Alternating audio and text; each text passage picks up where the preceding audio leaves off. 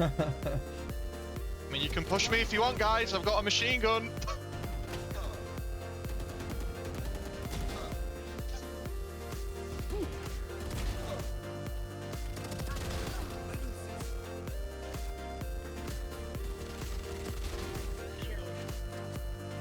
One enemy remaining.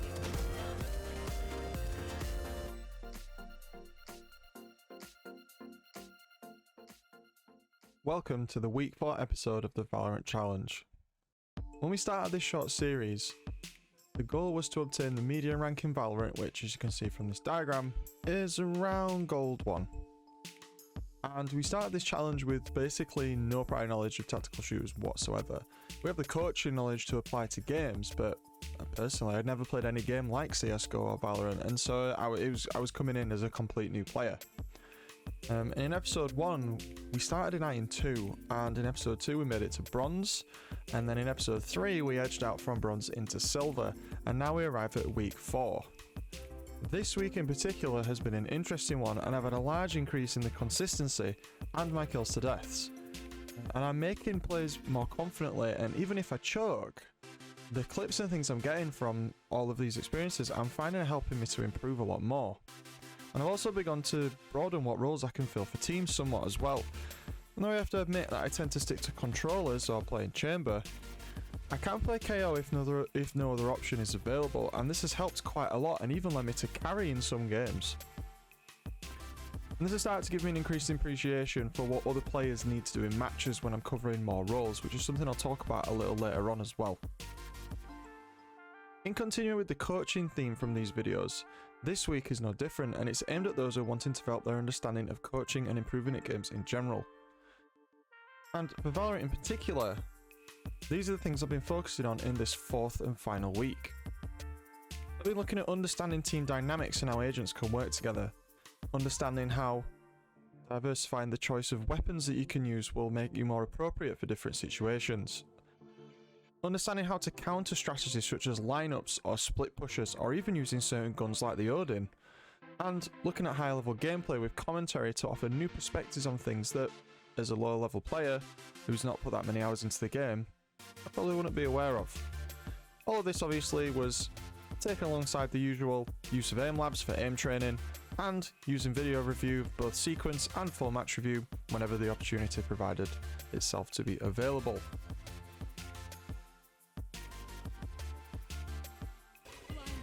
So as we move through this episode, we're going to keep a similar format to before, where we're going to be looking at general things you can do to improve your performance as a player and see how this was used in context for the stuff that I was doing.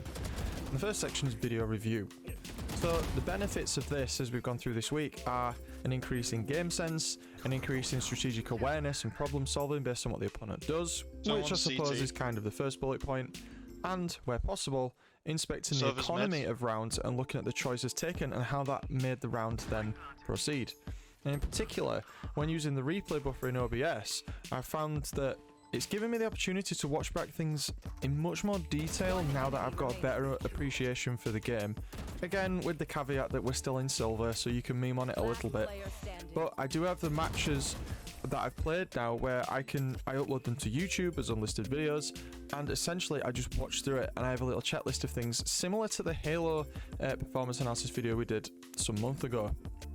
It's easy to criticize decisions in the clips, but to generate good game sense, players need to make sure that they're looking at a range of decisions they could take and then do them to try out what limits or outcomes you can have based on the decisions you've made. It's a very organic way of developing and really increases your ability in problem solving generically, as well as trying to interpret your enemies and their available actions. And so one of the main things I always tell players that I'm coaching is you have to look at videos and you have to see the decisions you had, because you're not going to learn what you can and can't do if you're not stopping and thinking what you could have done instead of what you actually did do. And another important thing of this is that if you've literally just had a game happen, you want to have a small break in between reviewing the video of that game and actually playing that game, because if you remember what happened, then you've almost got this bias of what you chose to do. You want to come back to these clips when the memory of every round is almost sort of gone, so you can look at it with a pair of fresh eyes. So that's video review. I think this has had a really big impact this week. I think that you know, having the clips both good and bad, it's made a big difference to the way that just rounds are going in general now. And again, it's really tackling that consistency that I had a lot of problems with when I was in like bronze 2-ish. And still, you know, we've got a way to go. We're silver 1, but yeah, it's just made a huge difference to how consistent I actually am as a player in Valorant. And I hope, and it would have been the same in any game. And so I hope that you viewers can sort of use this type of thing and have the same sort of success as well. The next thing I want to talk about is actually playing in 5-stack teams. Now, previously in the other weeks, I'd done some 2-stacks and some 3-stacks. And, you know, typically speaking, Valorant's got this kind of issue in 5-stacks where you tend to end up with a lot of smurfing taking place. And while there were games where, let's face it, I've got my ass handed to me by someone who was probably Ascendant or Platinum, there was a lot to take away from 5-stack experience. And that was, in particular, that was things like strategy, game sense, and learning team play through what other players are actually doing. Obviously, again, when we're in silver, so sometimes it's not always 100% successful. But you can still get an idea for what's going on. And I think it's been very important in beginning to understand how characters and their abilities will interact with each other. And I'm starting to feel like raw mechanics and ability to aim, while they could always get better, it's not necessarily the limiting factor now.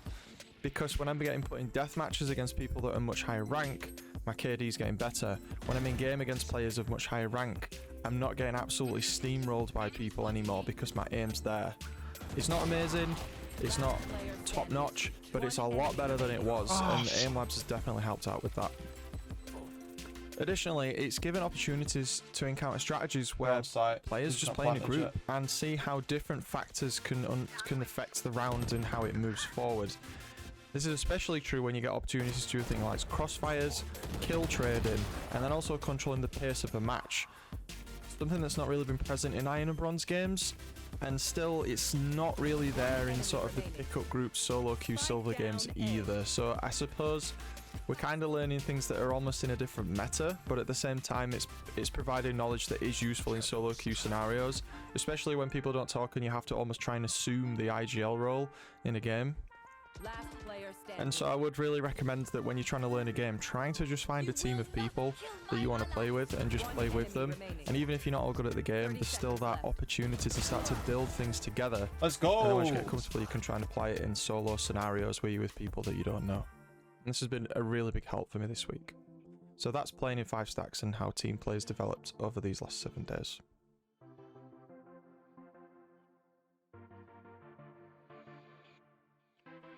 And so in this next section, the final one, we're going to be looking at high level play and thinking and how that increases the ability of a player over time. Obviously, as we're only silver and we're limited in game experience, I think it's probably appropriate to mention that looking at pro play is useful for some of the behaviors, but it's quite nuanced because there's a lot of things in context that pro players are doing and in the meta that they're in that doesn't really apply to silver, and that's the same in any game as well. We get into this trap of players watching pro play and they're nowhere near sort of the context of what's going on. And so what I've tried to do is look more at video creators on YouTube, such as a really good Valorant coach I found called Woohoojin and all his videos, and looking at coaching videos of ranks that are not too far away from where I am, so sort of gold and platinum level, to see common issues and pitfalls of players at those levels, and then sort of making the assumption that these things must happen a lot more at lower rank as well, and so they're things I've really tried to not do. And the videos themselves are given a context on how decisions taken immediately in a round can have a profound effect on the overall outcome of the round. And I think this should be applied to all coaching in esports context anyway. And as I've said before, where I feel like I have the knowledge and tools to be a coach, it would be arrogant for me to assume that I know a lot about Valorant because I don't. And so the impact of being able to be sort of this eternal student and look at what someone else is doing who actually does know Valorant and then apply my own spin on how I coach, it's just provided this unique opportunity where you get all these websites like Skill Captain and stuff like saying, oh, you'll climb like a division a month or whatever, and we've managed to clear something like 10 ranks in 4 weeks from nothing. And so again, I feel like this looking at videos thing, now we're actually starting to understand the game. We're looking at what other people are doing. It's just making a really big difference, and I think this is something that players should do, and that sometimes is quite underrated and maybe used in the incorrect way. So that is looking at high level play and thinking not too far ahead of where we are, but also not too close, so we can kind of move to that next level.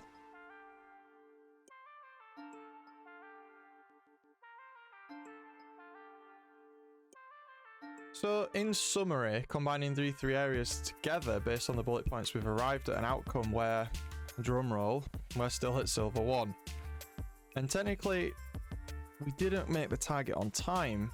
I do feel that with a little bit more time, we would get gold in the near future. It's not too far away. The consistency is really starting to show. And the steady improvement of the gameplay has really started to come through when I'm playing with other players, and we're sort of doing things together that I wouldn't have done previously, and the KD's better, and we're not accidentally baiting teammates, and we're using util at not the perfect time, but at better times. We're using the map, the callouts are better, and things like that. And so where I want to leave this is basically in the comments, do you want me to carry on with this in the background and then provide an update in the future? How long is it going to take to get to gold? Personally, gold isn't the end game for me. I want to go much further than that because of the person that I am. And in reality, these things just take time. And I think a lot of people put a lot of pressure on rank, when really, once you have the core of the game down, rank is more about consistency and then applying concepts in different ways. And so I really want to put emphasis on the fact that when you're trying to improve your skill level, you should be focusing on getting better at X thing in order to get Y rank. And I've really tried to push that forward in these videos. And what I mean by this is a lot of players have this heavy focus on, I want to be gold, but don't focus on how. They just kind of smash their head against a brick wall and get what you call hard stuck, where they just think playing more games is going to make them get better. When in reality, a lot of the stuff that I've been doing, like, okay, I've played a lot of games, I really have. But at the same time, there's been breaks in between where it's like, some days I didn't even play, some days I was just in the range, some days I just played deathmatch. You need to actually focus on things to get better, and I really hope this series has sort of outlines that for players who are getting into other games, or they're learning Valorant, or anything like that. You've got to put the work in. You don't necessarily have to put the grind in, and that's what good coaching is. It's not a shortcut, it's not easy, but it's a built-up way of improving skill level that's not just literally bashing your head against the brick wall that is ranked. You need to do it in a way that's constructive. So I hope you enjoyed this short series. Let us know in the comments if you want the follow-up video, like sort of the debrief, the where we actually ended up when that video comes out. And if you enjoyed this, let me know and we can look at doing similar things in the future. And if you've got any videos that this has made you think of that you want to hear from the channel, let us know on that as well. Things like looking at in-depth strategy and IGL and things like that through different games. It doesn't necessarily have to be Valorant. And thanks for watching. Stay tuned for more VE Esports content. This has been Valorant. See you in the next one.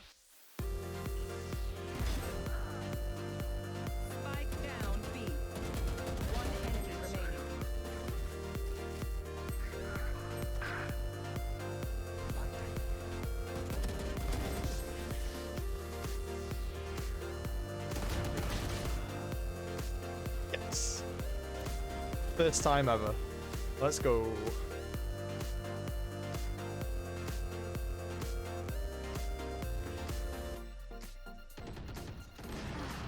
Open up the sky. Molly. Toasted. Ping spike, please. One enemy remaining.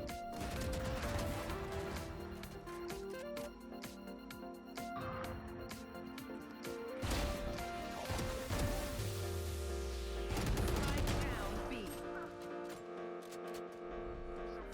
Stealing sight. Oh no.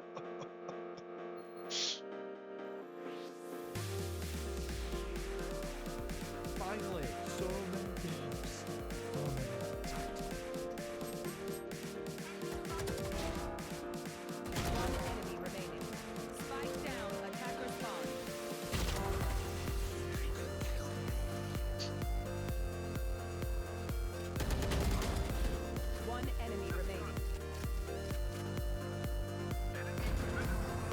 Attackers win.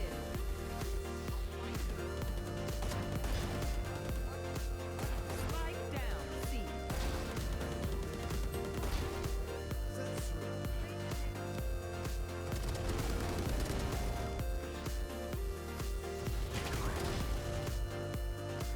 I mean, you can push me if you want, guys. I've got a machine gun.